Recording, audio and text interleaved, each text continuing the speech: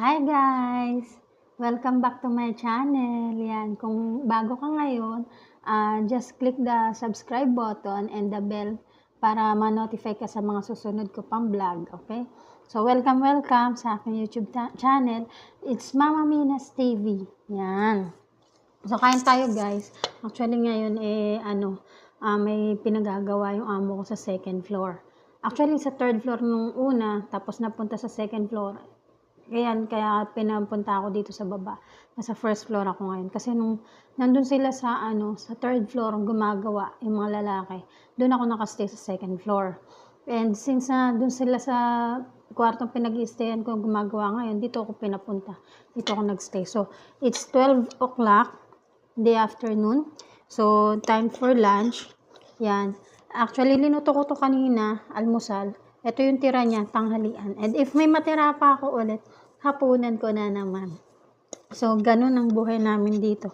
Isang beses lang magluluto. Kaya kailangan damihan mo na. Yan. Kasi nakakahiya naman sa gabi magluluto ka tapos sila hindi na nagluluto. So, pagka ganun, umaga pa lang.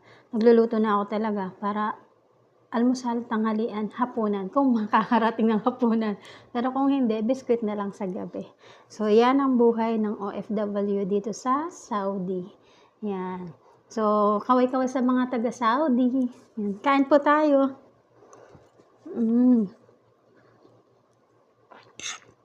Bawal kasi guys makita dito ng lalaki ang babae. Kaya pagka may gumagawa dyan sa amin, talagang pinagkukulong nila ako sa kwarto. And since nga sa kwarto gumagawa ngayon, pinababa nila ako dito sa sala. Yan. Ang tawag nila dito, majlis or majlis. Yan. Sa spelling majlis. Pero pag binigkas mo na siya, majlis. Yan. So, ako lang mag-isa and naka-heater na ako ngayon kasi mag-ginaw na.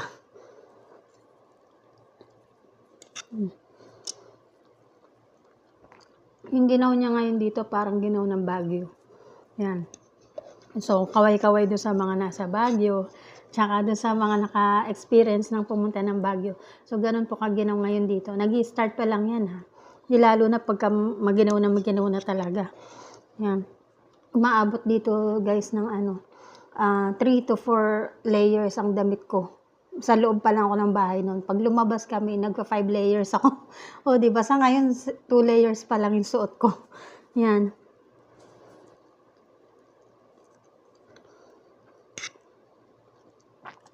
And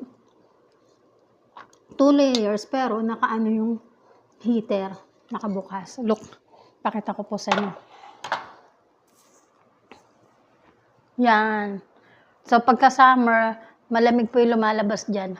Pagka, malamig, mainit yung lumalabas. Kaya, okay naman siya. Ganyan halos lahat ng aircon dito sa Saudi. Kasi nga, dalawang lang dito. Yan, winter and summer. Yan.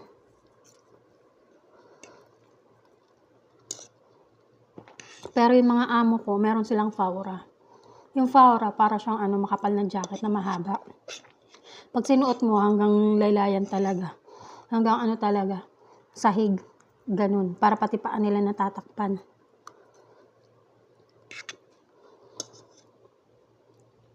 Gusto ko nga po sanang bumili ng ganun. Kaya lang, iniisip ko, hindi naman ganun katindi ang lamig sa Pinas. Kung bibili ako, sayang naman, hindi ko magagamit sa Pinas. Pauwi na po ako. Yan. Actually, kung tatanungin niyo bakit hindi ako bumili nung una, 3 years na po ako dito. Yung unang taglamig ko dito, syempre, alam mo naman, mga Pilipino, likas na baon sa utang pagdating dito sa ibang bansa. Kaya, unahin mo na magbayad ng utang bago dun sa mga pangangailangan. And then, unahin mo rin syempre yung pangangailangan sa Pinas, ng mga mahal mo sa buhay, bago mo unahin yung sarili mo.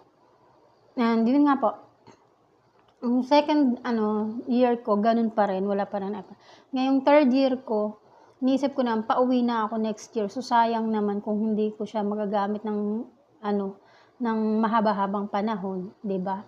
So, medyo tis-tis na lang muna. Yan. Siguro kung mga magtatagal pa ako dito ng mga 5 years, ganyan, 10 years, talagang bibili ako kasi talagang yearly kailangan, eh. Pero ngayon iniisip ko kasi bibili ako ngayon, magkano yun? 250 real, pinakamaliit. So, excuse. So, parang sayang din, 'di ba? Sayang din. So, ipunin ko na lang siya magkano na yun sa Pinas, guys, 'di ba? Nasa ano na siya, 3,000. Oh, kaya sayang. 'Wag na lang. 'Yun. So, kain tayo ulit, guys. 'Yan. 'Di pa ako tapos. Pero ano, tawag diyan, hopefully.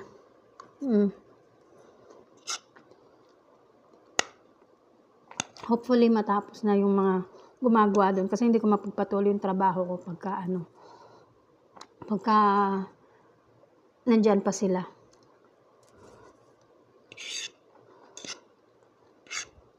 Hindi katulad sa Pilipinas, di ba? Kahit may gumagawa, okay lang yun. Dito, hindi, iba. Bawal ka makita ng lalaki.